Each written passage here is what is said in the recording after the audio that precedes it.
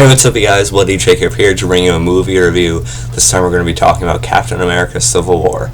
I know I am way late on this video. It's been out for quite a bit now. Actually it was released back in April, or well, no, that was the Dolby Theater, but back in May 6th. It's still been a while. I should have gotten this review out sooner, but I only just seen it last night. I went to a pretty late showing of it. I think it was about 9:10, so the movie itself probably started around 9:30. So we were there until almost midnight. But I went and seen it with my girlfriend as well as my parents, and it was a pretty damn awesome movie, I'm going to say. I really enjoyed it. I really liked it seeing it last night, but sleeping on it, I think I enjoyed it even more now, just thinking about it again. Of course, this movie's making a killing at the box office, of course. It's already grossing over $1.1 billion worldwide. It's beating out Deadpool, Batman v Superman and stuff. And of course, I'm just gonna get this out of the way right off the bat. People are comparing this left and right to Batman v Superman: Dawn of Justice. And of course, I guess I have to address that since that's what everyone else is doing. In a way, there are things I like more about Civil War than Batman v Superman, but at the same time, there are things about Batman v Superman I like more than Civil War. But really, I don't think you need to think about that as much as some people seem to. I just think, for me anyway, they strike different chords. I enjoy them both. I enjoyed them both. I enjoy them in different ways, similar ways. It's just kind of weird to think about. They're both comic book movies, yet they feel like different styles of it, So it's kind of weird to compare. I don't think we need to waste all our time typing away about how one's so much worse than the other or something.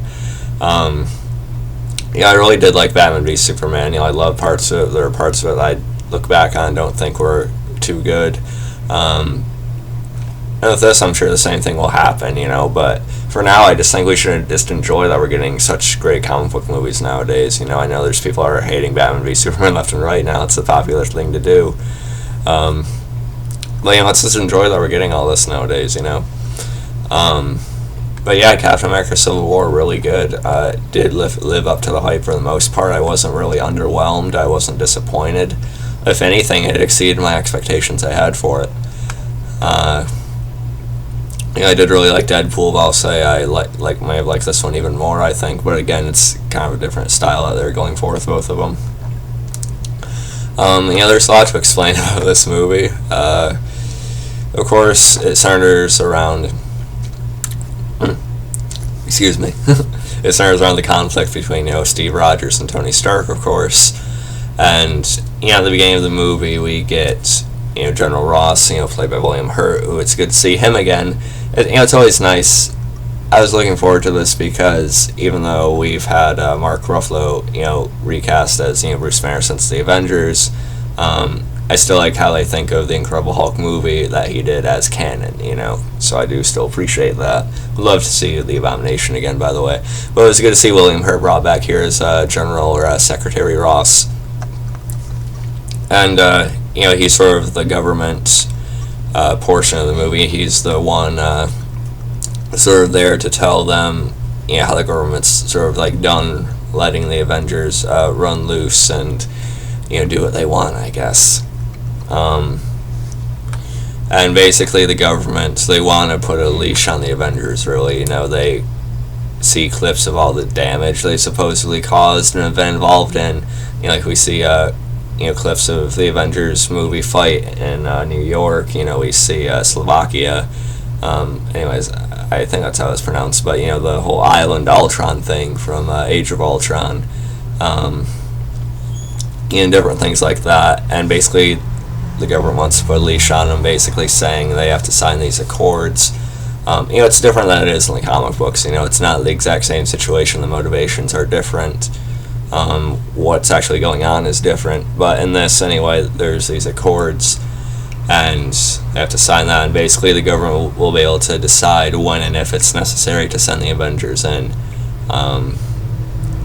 And of course, Stark, he's been sort of affected by woman who approached him about how her son was killed. And just recently in the opening part, when we get this pretty good action scene with Crossbones, which is cool to see him.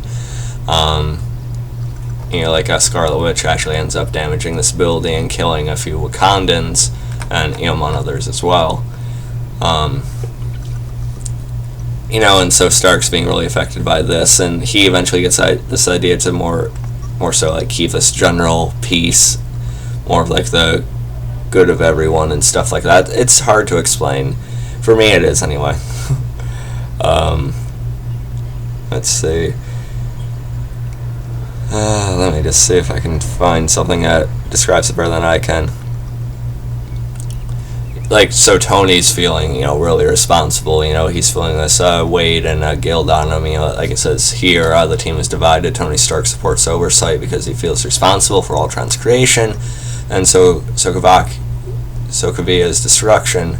While Rogers has more faith in his own judgment than that of the government.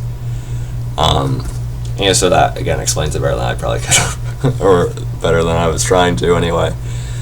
And I'll say something else about this movie. It did make me understand both sides. I thought it was written pretty well.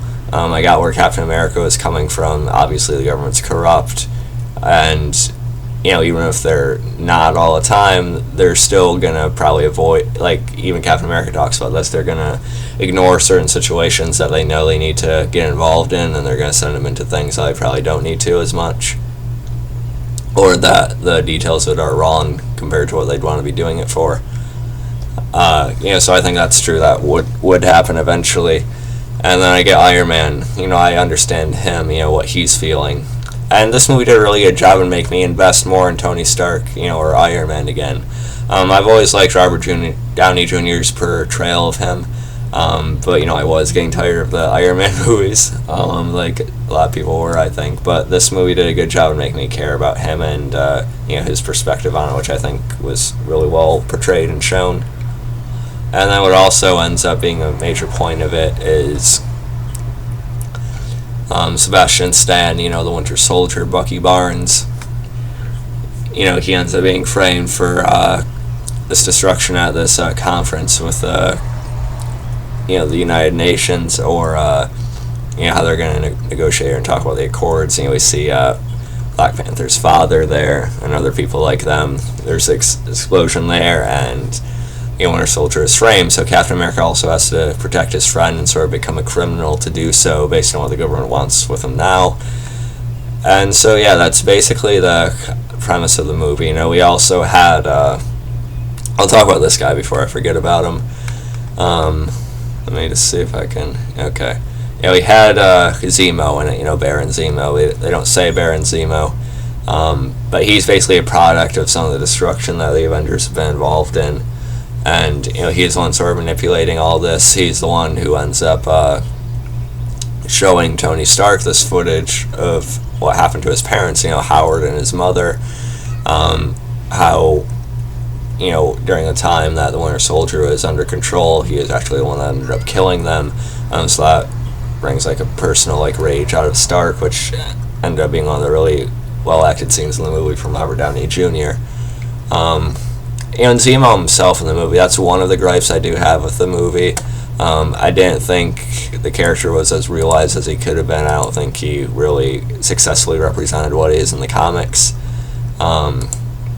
He just kind of fell a little bit flat to me. And he was really just a part of it we didn't really care so much about when we were looking at the conflict directly between Steve and Tony. But, it was okay. It just wasn't... It just didn't really deliver for me with Zemo. And then I talked about what happened to Black Panther's father. We meet T'Challa, who is of course played by Chadwick Boseman, or Boseman. He did a really good job in this too. I think it served as a pretty good introduction to the Black Panther character. Of course, they're going to be getting his own movie within the next couple of years, which I'm really looking forward to. And he starts off on Stark's side because of course the framing of the Winter Soldier, so he has to go through Captain America. And then of course he just wants to support this idea more so again with this general peace and stuff like that. And of course, his father being killed, that adds more personal motivation to him. But that ends up being flipped around once he does end up finding out that Zemo is more directly responsible for all of this. And the fight scenes with Black Panther are awesome, you know. So I really like the introduction of Black Panther in this movie. I thought the suit looked pretty cool. We'll talk about, you know, Spider-Man in a minute. This is the short I wore to the movie, so I think it was pretty fitting. Someone else I also really liked in the movie was actually Elizabeth Olsen's Wanda, you know, Maximoff, you know, Scarlet Witch. She actually grew on me more in this movie. You know, I thought she was okay in Age of Ultron, but this movie actually made me care more about her. It made me sort of warm up to her a little bit more. So I liked her quite a bit. I think she got to show off her power a little bit more in this one, which was pretty cool to see. You know, Paul Bettany's Vision, he was okay, but I think he was capable of more than what they shown him able to do. But I still thought he had some pretty cool scenes, and I think the sort of romance between him and Scarlet Witch, you know, it was decent. And again, how they ended up being divided on the issue and such. Again, I thought that whole thing is pretty well written. It was also really awesome to see Paul Rudd, you know, Scott Lang Ant-Man again. I didn't review Ant-Man, but I seen it for the first time a week or two ago. I really did like the Ant-Man movie, and it was good to see him pop up again in this one. He was involved in, you know, probably the best scene in the movie, which is the airport fight scene. But we'll talk more about that in a minute. Like I said, it was cool to see Crossbones and Ross. You know, Natasha Romanoff, Black Widow, Scarlett Johansson, she was okay. Yeah, I'm just not that big of a fan of her in the movies anyway. I don't know, I just think she comes off a little bit dull. But, you know, she is okay for what she is. You know, for the role she had anyway. I mean, Anthony Mackie's fine, you know, as Falcon. You know, I liked his sort of tension with Ant-Man because Ant-Man kicked his ass last time. And of course, Chris Evans is fine as Steve Rogers, Captain America. I'll be honest though, I'm not really big on the Captain America character himself. I don't know what it is. I just find him to be a little bit of a dull, sort of bland character.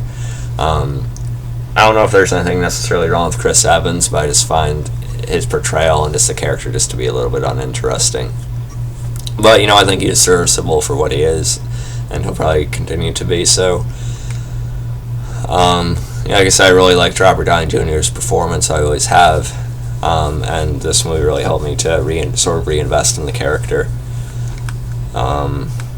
And another little gripe I do have with the movie, Sharon Carter. Of course, it's good to see her pop up. You know, she's the niece of Peggy Carter. We also have the funeral scene for Peggy in the movie. And that was fine. I was okay with all that until we see a romance between Sharon Carter and Captain America. Because we just have Steve talking so much about Peggy and stuff like that, and he ends up hooking up with her daughter. I mean, not her daughter, but her niece. It felt a little bit weird and a little bit sort of thrown in to me. But, you know, it is what it is. I guess at least it was a quick part of the movie. And then the big scene I want to talk about is the airport fight scene, which was easily the highlight of the movie. I thought just really well shot, well choreographed. It looked like. You know, all the action scenes in the movie were pretty good, you know, as you would expect, as were the effects. One more little gripe though. Once in a while there'd be like a movement or like a jump from a character, like a reaction when they get hit that doesn't really look natural. Once in a while there'd be something like that. I don't know how to describe it. I know it's a comic book movie and they're supposed to have unrealistic movements and stuff like that, but even sometimes it just didn't look like they were actually doing it. It looked a little bit, something about it just looked a little bit off. I don't know how to have to say it, but the action scenes in general though were good, and the airport fight scene was awesome. You know, there was a lot to keep up with. The camera was moving fast, but I thought it was just really cool to see. There's plenty of stuff that I like seeing in it, plenty of little moments. And I have to talk about Tom Holland's Spider-Man. He is the part I was most curious about going into the movie. Spider-Man's one of my favorite comic book characters of all time. You know, first for me is probably Batman, then you got the Hulk. After that, I guess a little bit more iffy for me, but Spider-Man's definitely within my top 5, I think, of all time. And, I did like Tobey Maguire's Spider-Man, cheesy, yes, but there are certain aspects of him I did like. I thought Garfield was actually great, and I still would have preferred if he was kept in the role. So I was a little bit nervous going into this one with Tom Holland. I am a little bit annoyed that they're making him a kid again, because, Spider-Man does eventually grow up, But I think Tom Holland actually ended up doing a pretty good job, Is he the best Spider-Man ever? I don't know if we can say that quite yet. I mean, come on, slow down.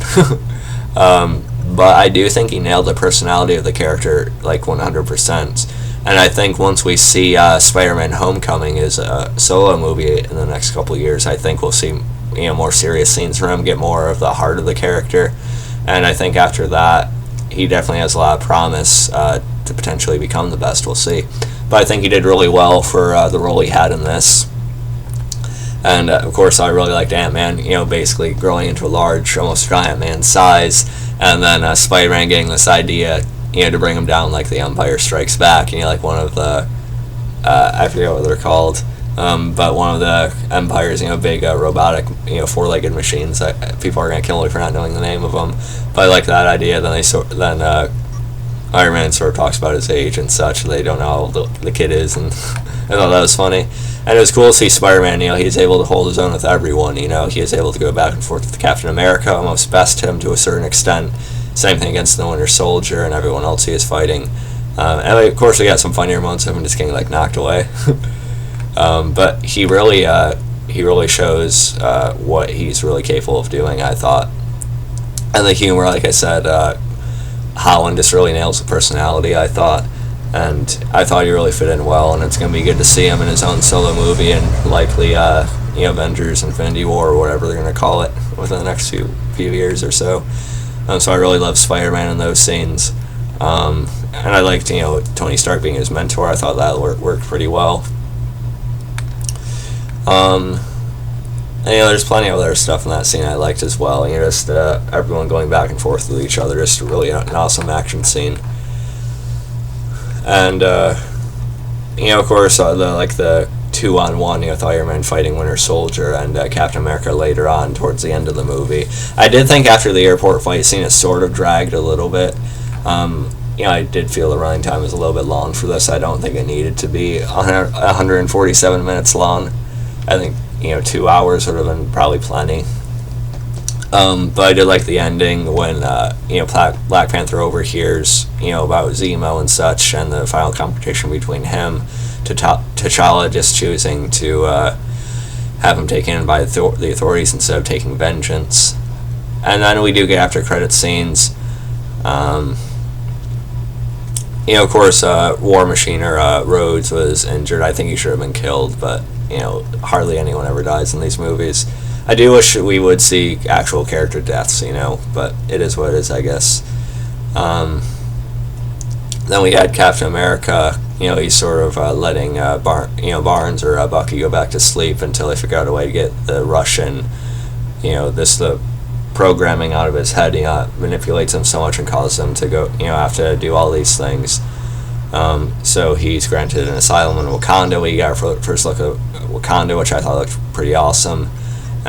So Bucky goes into a cryogenic sleep. We see that Captain America and T'Challa could be allies going forward. And then Parker, Peter, Spider-Man tests out a new gadget that Tony had given him. We see the symbol and such, and we see Spider-Man will return. But yeah, so those are all the big story bits I wanted to touch on in the movie. So overall, I really did enjoy this movie. I thought it was just awesome all around. Is it the best Marvel movie to date? Maybe, I'll say. I think people get a little bit too eager when a really good one just comes out. I think we need to let it simmer a little bit more. But I do think it's one of the best Marvel has put out for sure. I still think my favorite Marvel movie might be the first Avengers film. And that could just be because the Hulk was in it. The Hulk, I like him just a bit more than everyone else in Marvel. So I guess that might explain part of it. But I still think The Avengers is probably my favorite Marvel film, but Civil War, it's easily within the top 5, maybe even the top 3 for Marvel, I think. Definitely one of the best in the last couple of years for sure. But yeah, so let me know what you guys thought about it, and if there's anything I didn't talk about, which I'm sure there was, something I missed, feel free to let me know. I'd love to talk about more with you guys. And yeah, so follow me on Facebook, Twitter, and look for InSpoiledDead.com. Catch you guys next time. My Game of Thrones review will be coming, I promise. Maybe late tomorrow night, or at least sometime this week, I promise. But yeah, really awesome movie. Let me know what you guys thought. Peace.